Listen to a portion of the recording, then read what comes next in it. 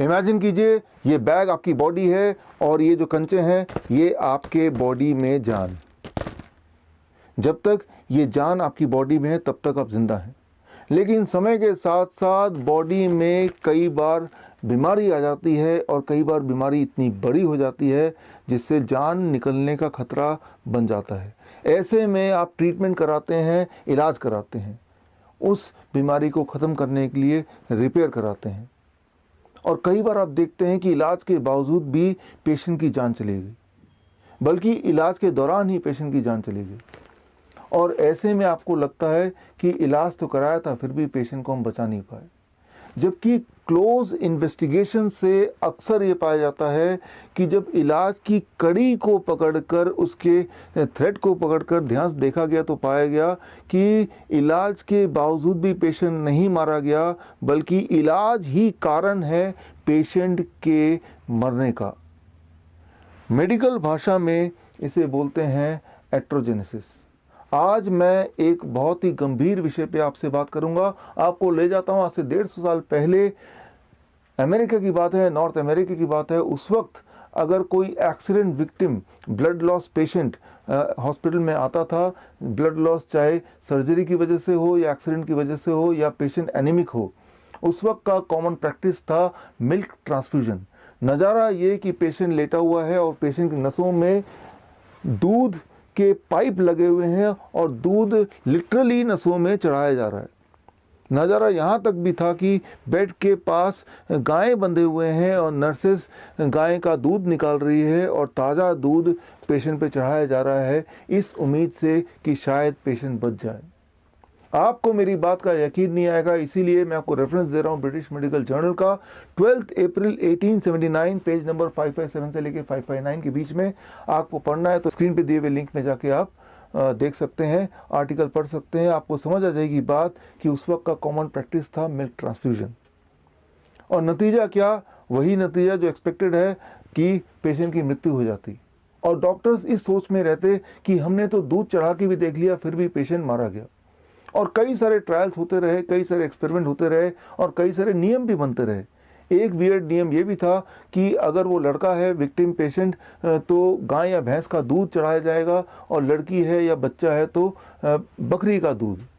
या एक ट्रायल का नतीजा ये भी था कि अगर 1 लीटर दूध चढ़ाया गया तो जल्दी मौत होती है, या आधे लीटर से कम दूध अगर चढ़ाया जाए तो जिंदगी थोड़ी देर तक रहती है।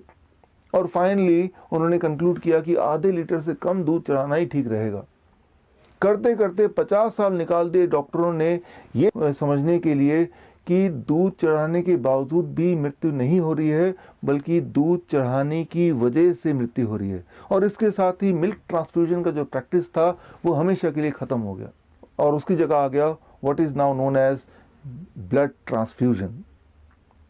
आजकल पिछले 100 सालों की बात कर रहा हूँ, दुनिया भर के हर तरह के हॉस्पिटल्स में एक कॉमन सीन है। अगर एनीमिक पेशेंट आ जाए या एक्सीडेंट विक्टिम ब्लड लॉस वाला आ जाए या किसी भी सर्जरी की वजह से ब्लड लॉस हो जाए, तो एक कॉमन प्रैक्टिस है and that is blood transfusion. Blood transfusion में ये बिलीव ही नहीं किया जाता, बल्कि ये विश्वास किया जाता है कि खून चढ़ाने से इंसान के जिंदा रहने की पॉसिबिलिटी बढ़ सकती है, रादर बढ़ जाती है। लेकिन पिछले 10 सालों में ही, सिर्फ लास्ट 10 ईयर्स में एविडेंस की बात की जा रही है कि एक्चुअली रियलिटी में देखते हैं कि जो हम सोच रहे हैं क्या ऐसा ही है। पिछले 10 सालों में बहुत सारे आंकड़े कलेक्ट किए गए, बहुत सारे रैंडमाइज कंट्रोल ट्रायल हुए, बहुत सारे मेटाएनालिसिस सामने आए, और वो सारे ट्रायल्स का नतीजा सिर्फ एक। मान लीजिए 2 पेशेंट हैं, दोनों की स्थिति एक जैसी गंभीर है, दोनों का ब्लड लॉस एक जैसा है, और एक को खून चढ़ाया गया और एक को खून किसी कारणवश नहीं चढ़ाया गया। हर बार ये पाया गया कि जिन पेशेंट्स को खून चढ़ाया गया उन पेशेंट्स के मृत्यु की चांसेस लगभग डबल है, 2 गुना। आप सोच रहे होंगे कि अगर ब्लड ट्रांसफ्यूजन से मृत्यु दर बढ़ जाता है, मोर्टेलिटी रेट बढ़ती है, मॉर्बिडिटी बढ़ती है, तो ये आज भी प्रैक्टिस में क्यों है? इसके लिए आप गौर कीजिए स्क्रीन में दिए हुए रिपोर्ट को। रिपोर्ट है AABB का, यानी कि American association of blood bank. जिन्होंने ये बीड़ा उठाया है कि वो प्रोटोकॉल बनाएंगे, गाइडलाइन बनाएंगे, रिकमेंडेशन बनाएंगे। उनके रिकमेंडेशन देखिए, 4 रिकमेंडेशन स्क्रीन पे हैं। इनमें से रिकमेंडेशन 2, 3, 4 की बात करते हैं। इन तीनों रिकमेंडेशन के लास्ट लाइन को देखिए, मैंने हाईलाइट किया है। लास्ट लाइन क्या है? Weak evidences, weak recommendation, uncertain recommendation, low quality evidences, very low quality evidences. बोलने का मतलब ये है, उन्होंने प्रोटोकॉल तो बना दिया, नियम बना दिया, गाइडलाइन बना दिया, लेकिन बोलना वो चाह रहे हैं इस गाइडलाइन के लिए सबूत कोई ठोस नहीं है, बल्कि सबूत ही नहीं है। सिर्फ रिकमेंडेशन 1 के नीचे लास्ट लाइन पे लिखा है स्ट्रॉन्ग रिकमेंडेशन, स्ट्रॉन्ग एविडेंसेस।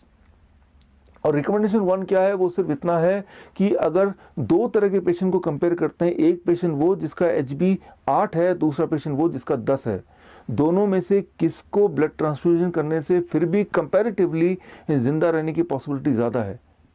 देखिए, ये कंपैरिजन कुछ वैसा ही होगा जैसा मिल्क ट्रांसफ्यूजन वाले ज़माने में कंपैरिजन किया गया कि 1 लीटर दूध या आधा लीटर दूध। जबकि सच्चाई तो ये है कि अगर कंपैरिजन करना ही है तो blood transfusion versus no blood transfusion. और इस तरह के ट्रायल्स तो पिछले 10 साल में ही हुए, और हर ट्रायल का नतीजा बिल्कुल साफ कि ब्लड ट्रांसफ्यूजन से मृत्यु होती है।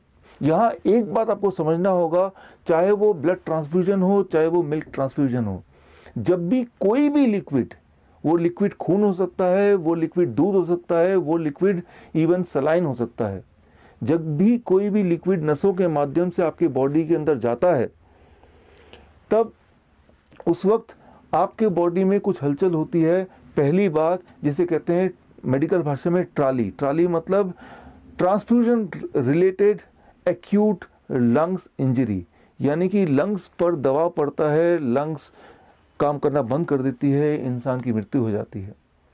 और दूसरी सबसे बड़ी बात जिसे कहते हैं मेडिकल भाषा में trim, transfusion related immune modulation, यानी कि जब भी कोई भी लिक्विड नसों के माध्यम से बाहर से बॉडी में जाता है तो बॉडी का जो इम्यून सिस्टम है पूरा गड़बड़ हो जाता है, तहस नहस हो जाता है। और एक खास तरह का मॉलिक्यूल जिसका नाम है VEGF, vascular endothelium growth factor, ये एक ऐसा मॉलिक्यूल है जो ये डिसाइड करता है कि आप हेल्दी रहेंगे या आप बीमार पड़ेंगे, आपकी डेथ कैंसर से होगी या आप हार्ट डिजीज से जूझेंगे। ये जो मॉलिक्यूल है ये पूरी तरह डिस्ट्रॉय कर देता है जब भी कोई भी लिक्विड आपके बॉडी में ट्रांसफ्यूज होता है थ्रू द ब्लड वेसल्स। सो ये इस थ्योरी को अगर आप समझना चाहते हैं तो आप मेरे YouTube चैनल में जाके आप एक वीडियो देखिए। वीडियो का नाम है क्योर फॉर ऑल डिजीज़। तो आपको पता चल जाएगा कि VEGF का सिग्निफिकेंस क्या है।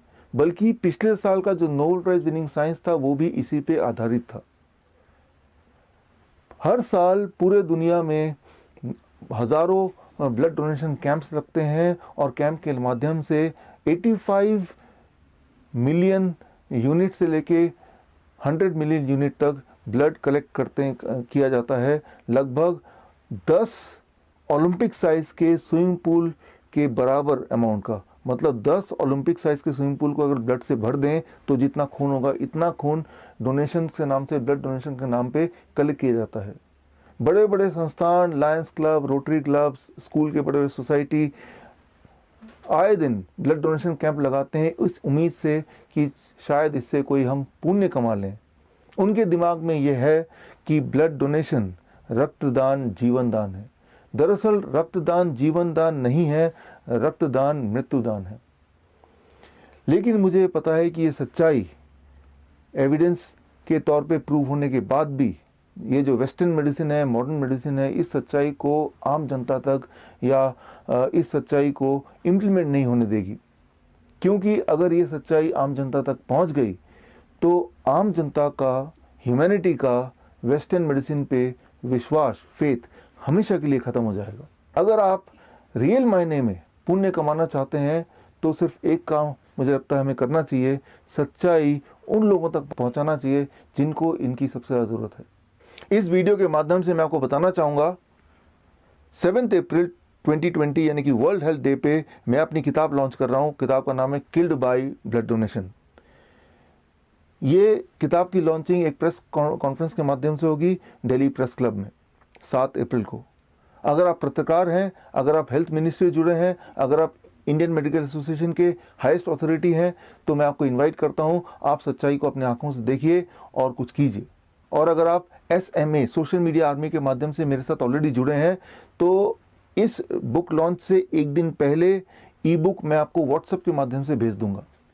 और अगर आप SMA के माध्यम से मुझ तक अब तक नहीं जुड़े हैं, तो आप 2 स्टेप्स में मुझ तक जुड़ सकते हैं। स्टेप 1, स्क्रीन पे दिए हुए नंबर को अपने मोबाइल पे सेव कीजिए। स्टेप 2, अपने मोबाइल से व्हाट्सएप कीजिए मुझे SMA। मैं समझ जाऊंगा कि आप मुझसे जुड़ना चाहते हैं, मैं समझ जाऊंगा आप मेरी मदद करना चाहते हैं सच्चाई को लोगों तक पहुंचाने के लिए। तो मैं आपको भी 7 अप्रैल से पहले ये बुक व्हाट्सएप से ई बुक मैं आपको भेज दूंगा। और यही नहीं, टाइम टू टाइम ऐसे एविडेंस बेस्ड वीडियो मैं आपको भेजूंगा जो किसी की जान बचा सकता है। मैं ये उम्मीद करता हूं कि आप इन सच्चाइयों को लोगों तक पहुंचाएंगे और किसी दिन हम ज़रूर मिलेंगे in person. This is doctor Vishwaroop Roy Chowdhury. All the best. Thank you. जय हिंद।